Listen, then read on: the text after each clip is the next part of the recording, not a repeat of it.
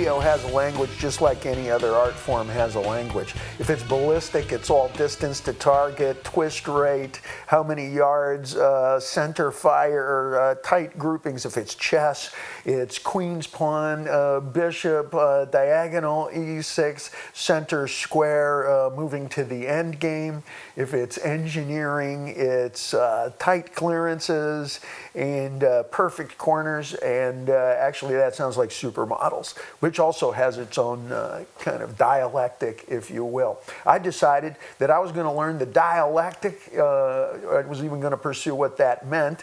Back when MTV first kicked in. You always get your wake-up call depending on what time chronologically you're born in, okay? Picasso and his buddy George Braque walked past what was just a little amusement show. It was the movies at the time in a little storefront. You know, I guess it was for a nickel. You could walk in and see just, you know, little paste up scrapbook. I don't even think they were telling real stories at the time with film, you know, on the size of a bed sheet. He walked in and he got his wake-up call, and it changed forever his perspective. All those giant Picasso close-ups or those signatory moves of, you know, the closed faces and whatnot are actually a result of him going to the movies, learning to speak that back at the turn of the century. My wake-up call came from MTV, early 80s, something like this. Yes, we had seen the Beatles, and we had seen Dave Clark 5, the entire British invasion. Each did what accountably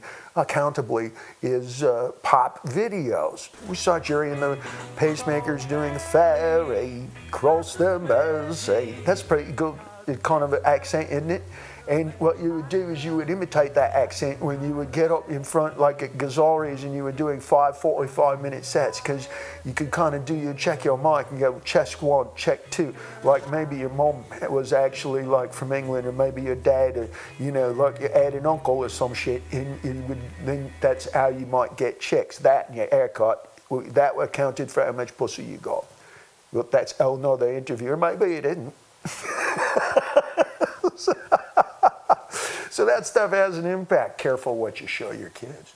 Anyways, all those were a result of a million miles of Broadway musicals and whatnot. There's no Freddie Mercury unless there's MGM, what have you. There's no David Lee Roth unless you have somewhere between the Scarecrow from Wizard of Oz and the Nicholas brothers, and then flying down to Argentina or down Argentine Way or whatever. Look them up.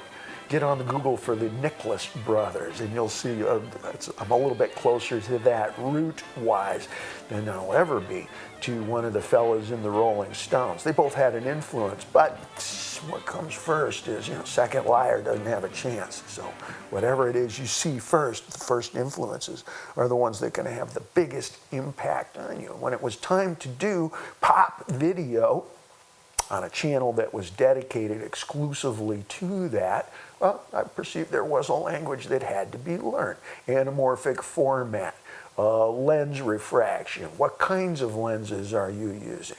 What kind of lens to screen ratios are you dealing with? Because we still deal with these issues now. In terms of the engineering, it's exponentially bigger than it ever was. We just took in Van Halen on the road what is arguably the biggest video screen behind a live working act on the road ever, historically.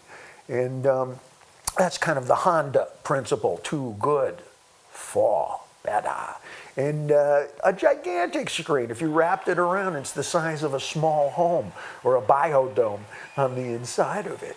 And you have to be able to speak the language of, well, what are you doing with your lens package? What are you doing with even your color palette? Are you dealing with a color palette? We opted for black and white. And there's a very specific reason for that. Not because we couldn't find the color button. Originally, yes. But we found it, but then we made a decision, an informed decision. Life is choices. Your choice was to dial into me, DavidLeeRoth.com. We the bomb, you're doing the Roth Show. Don't go. Baby, please, don't go.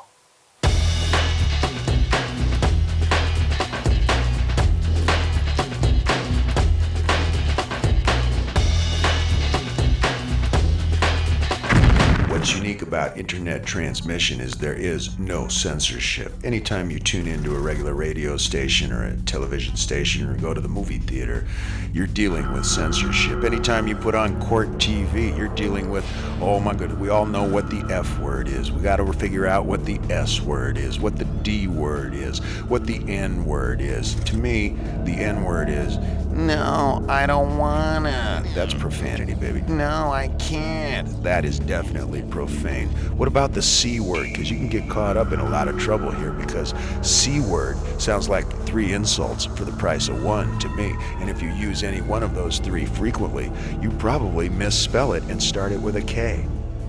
In fact, the worst C word I can think of is censorship. Let it all hang out. Let it all hang out. Let it all hang out. Let it all hang out. Shooting live is easy. All you do is imitate Woodstock, especially if you do split screen or, you know, the side close-up where I'm not really looking, but I kinda am, but then I'm not. And we all know how to do that. As far as building stories, well, it depends on how much daytime television you watched. If you watched 30-minute episodes of My Mother the Car and I Dream of Jeannie, then you know how to build a plot or whatnot. And today it's even perhaps a bit simpler. I would agree with some of the younger generation. I think a bikini is a script. I think a bikini is a storyline. It is a story arc in itself. I don't think you need much else. Perhaps car chase. We'll talk. Give me a call. Link up. When we started with Van Halen, however, we just knew we were going to go well beyond live, at least I did. And we commandeered the camera, literally, physically, starting with the video, I believe was for Jump, the 35 mil, but shooting it in what was a much more storytelling fashion rather than Where's My Close-Ups part 1 through 12, where, you know, it's all about just the face. Well, yeah, that works in some sort of, you know, dialectic here. We're having a dialogue, you know, sort of like sitting way too close to me on the subway and I go, hey, I got a story. You want to hear it? With that in mind, we started shooting in the manner that perhaps even dancers would start with, much less martial arts or professional sports. You want to see it from tops to toes the whole time. Well, that implies a whole lot of pressure on the individual in and of the frame, because if you're kind of moving constantly around, then the camera and the camera person has a personality in and of himself, and all you have to do is sit there like still life, which is good, because most of what it passes for reality series on TV or what passes for most real life on television or in real life is kind of just sort of predictable and not real super knees and elbows. Most of us, in fact, learned, hey, walk softly in mean streets. And you don't have a lot of wasted movement, especially if you're lucky to make it past 25 years old. Anyways, sneaking gently past. And hang on, it's my agent, Bernie Colin. Street life, night life, sex life, wildlife, yo, breathing it, breathing it. Street life, night life, sex life, wildlife, yo, breathing it, breathing it.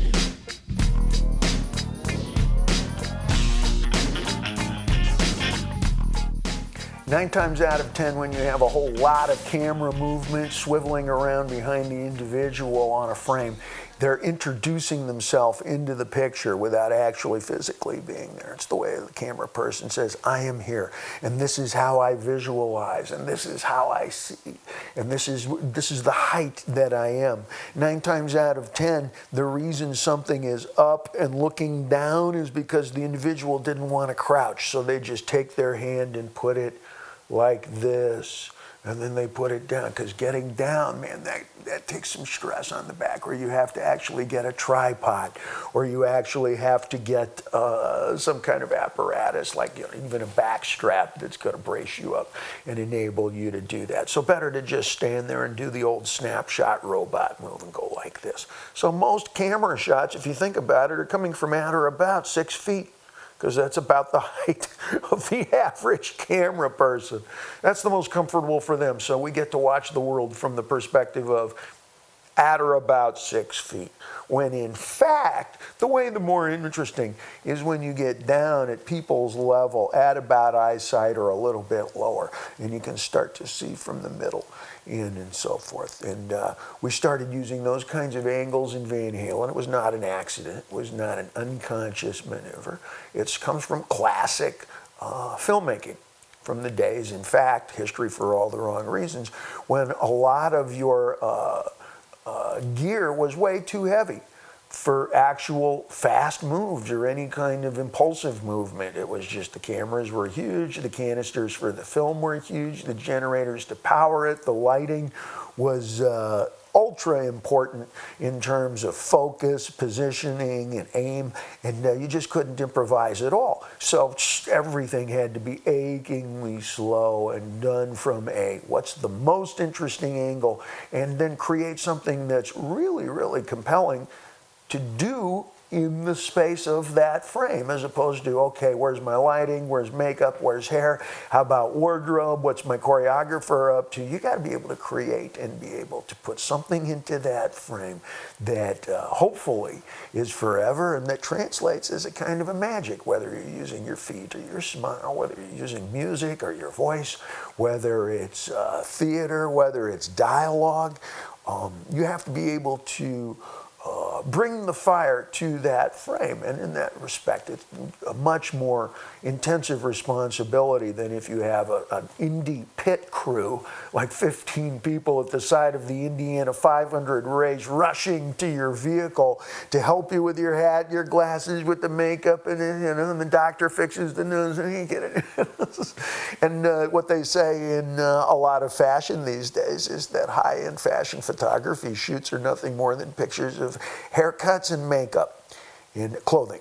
And by the time you add up the budgets for a high fashion Vogue shoot, woo, easily you could spend upwards of $150,000 on those three elements alone before you even introduce the human being, the supermodel.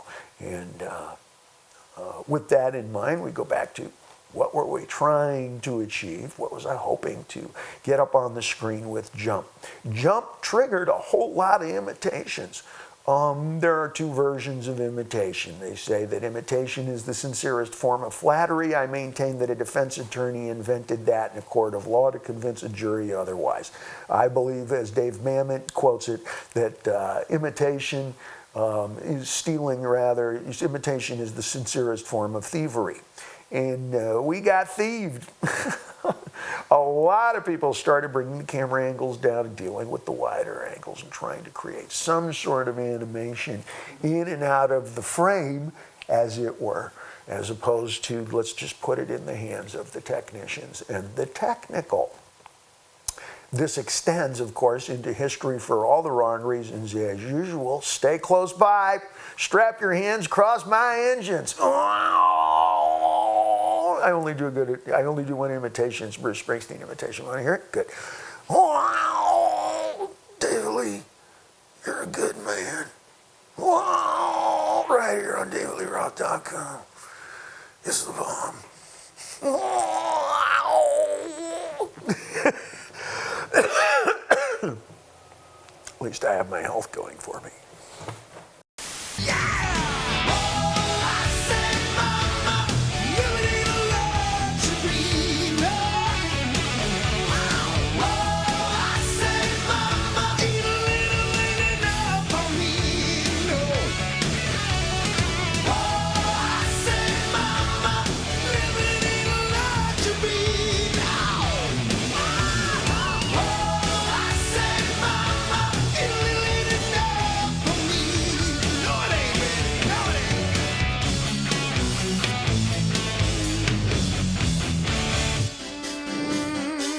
absolutely enough, baby. Baby, please. I like to wear sunglasses after dark. I was advised, actually, by a professional to do that. And it's not because of my age. It's actually not because of deteriorating visual fields. My father was an eye doctor, in fact. It was advised to me by a hooker from downtown Vancouver who said they made me look young and skinny. And careful what you teach your kids. Careful what you show your kids. This was a long time ago, of course. Not these glasses, these are new. Story. Roth.com. We the bomb. We back, and we're talking about video. Learning the language of video also extends into post. What does post mean? It means after everybody's packed up and gone home and it's time to edit and color correct and relight and re-coordinate virtually everything that you've shot. Comes out of the can and it goes through a whole series of, it's just sort of like that ham sandwich. No, they didn't just butcher old Edna and now it's on a slab of bread with some mustard. It goes through a whole lot of steps. And you have to learn that language, which I did starting back in early 80s. First step that you're going to learn from post is color correction. Today, there are entire companies like FilmLook that handle this. And they take care of it for whether it's a Scorsese, Coppola, or giant-sized production, or whether it's small taters and everything in between. They do it for still shot photography. Everybody who knows Photoshop and all that kind of desk work knows that tuning up the blacks and dialing in your blues and yellows pays off big time in the end work. And that's all post. We call it post. It's, postmodern. It's probably the closest thing, although none of us are sure what postmodern is. We're sure that we are it. I'll drink to that. Regardless. Go into color correction, and that's when you take your colors and you dial them up accordingly to the spectrum. You're going to go through it. Yellows, then blues, then greens, then reds. And you're going to attenuate them because the sun may be changing in the sky depending on how long you've been shooting. Maybe you're shooting day for night. You're trying to fake people out. Maybe you're moving the lighting around. Costume changes, color palettes differentiate, and it requires that you go back and you redo your colors as much as you possibly can. You may want to flatten out the colors and make them into something monochromatic so that they all kind of look the same tone. You put a blue tone or a red or a green tone over everything. You might want to go psychotic, Technicolor 1950s, what have you, where all the lipstick is fire engine red and all the girls are platinum blonde. It's Bye Bye Birdie, and that's a whole different kind of color correction. We've seen movies like Traffic, for example, where the lighting is dialed way hot and it looks like somebody nuked the set. It's all great work, great work.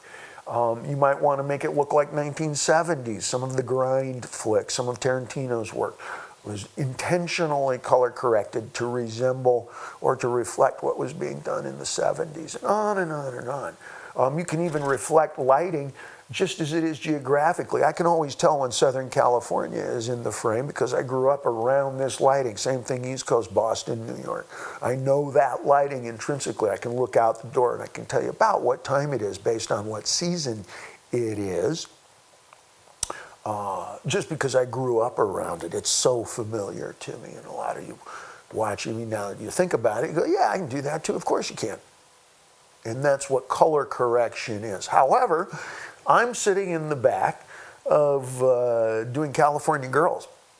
And I'm wearing my sunglasses. I was a wise guy. Keep in mind who I was back then. And I was sitting in the back of color correction with my sunglasses on. We'd been working for days. And nobody thought to say to me, take the glasses off before you correct colors. And we started going through the spectrum, the palette, as it were. Let's do blue first. Great. That's one of the most reflective colors. Blues and greens are. I don't see any blue. Nobody thinks to say to me, you're wearing glacier goggles. How about now? They simply reach for the color and dial up the blue past FCC standards or whatever is the acceptable norm. The acceptable norm. In fact, we should invent a character named Acceptable Norm. That sounds like morning radio. Okay, we're going to traffic with Acceptable Norm. There's no acceptable norms in Roth world where it only rains when we say so. Club Dave, rocked and loaded. Don't go away. WeDaBomb.com. This is The Roth Show. Yo.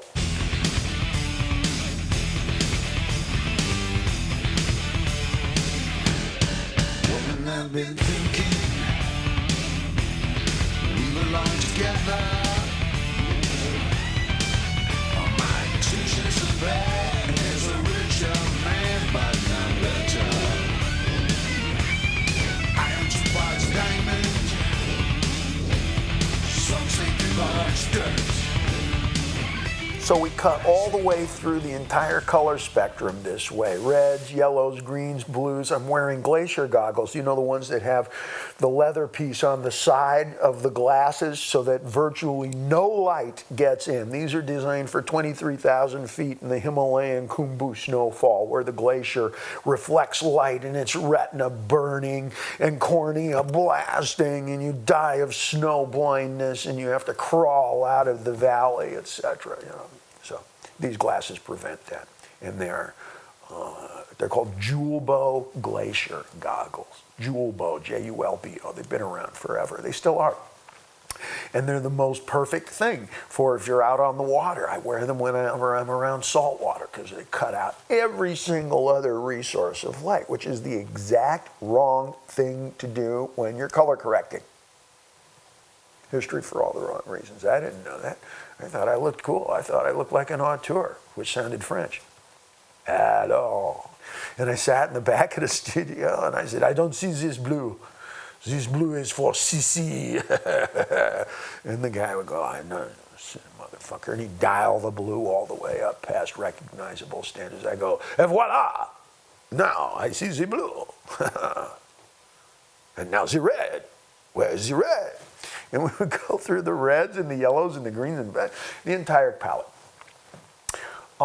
Nobody thought to say to me, take the goggles off. I mean, it did make me look young and skinny, and who wants to interfere at that point in time? Especially in concern of who I was, who wants to get in the way of any of that back then. And we printed up the video, and I took off for New Guinea with my girlfriend Kelly at the time. I guess it was my 30th birthday, or it was supposed to be, but I never had a 30th birthday because we crossed the international date line, and this actually took some engineering, but I believe, I don't recollect exactly the mechanism of it, but we took off on the 9th, and I think we landed on the 11th, or we took off on the 9th and landed on the 9th, and whatever. Anyways, there never was an October 10th for me on that trip, and I never turned 30. So you're looking at the 29, about 3 29s now? 2.5 29s or whatever it is, regardless. I took off for New Guinea, about as far away as you can go around the sphere before you're actually coming home again. There is that Zen point on the globe where you're going away, and now you're kind of coming back. That point where you're right before you're coming back is where New Guinea is. And we went camping in the jungle there. I'll tell you about that in another episode. And I disappeared from civilization, critically speaking. Had no idea what was going on with the video. Keeping in mind the state of affairs at MTV at that given time. It had very little to do with One World, One Love. It was more like the Billionaire Boys Club there. It was really out of control and boisterous and loud-noised and high-spirited and a lot of color, and the fellas were running the show. It was more like backstage behind the scenes at a really colorful restaurant with a lot of celebs and a lot of faces, and I'm not supposed to be even saying this, but I was there. That's as far as I can go, Your Honor. Yes, exactly. And they held the final year-end meeting for MTV, whatever, for I think several days until the California Girls video showed up. This came on the heels of Jump. Van Halen had just sold another 12, 15 million records, another 35, 40 million records if you count up all the bootlegs and the counterfeits. On top of it, the unreported sales. And so we were flavor of the week. And they really held on to what for me was vaudeville. It was the Sunshine Guys. It was Hell's A-Poppin'. It was the Marx Brothers meets a little bit of Spider-Man times, I don't know, Dean Martin and the Gold Diggers times Wizard of Oz, and a whole lot of rock and roll thrown in. You can't get past California Girls musically without it being quintessential popular rock and roll of a certain time frame that, actually it's not even a time frame, it's a place. You're at the beach, you're driving, that music comes on, you're somewhere where there's salt water and skimpy bathing costumes. Skimpy bathing costumes, aren't they opening at Coachella? I think they're on right after Stripper Weed.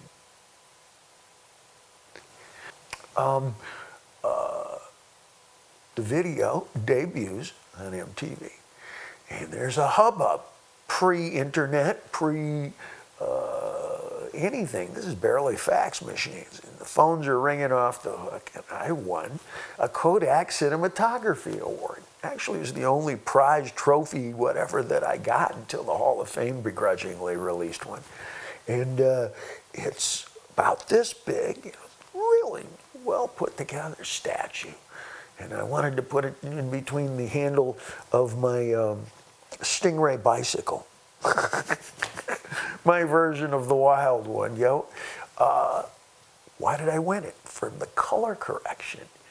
It looked like somebody had bomb blasted the set. It looked like it was irradiated. You know when you drunkenly write somebody's phone number on a wet dinner napkin, cocktail napkin late at night in a club, and it runs, it splotches out like a bad tattoo, a homemade tattoo that's been in the sun for way too long? Well, that's kind of what it looked like to me. To the rest of the world, it looked like art, and who am I to get in the way of a damn good rumor? Please make yourself at home. I did.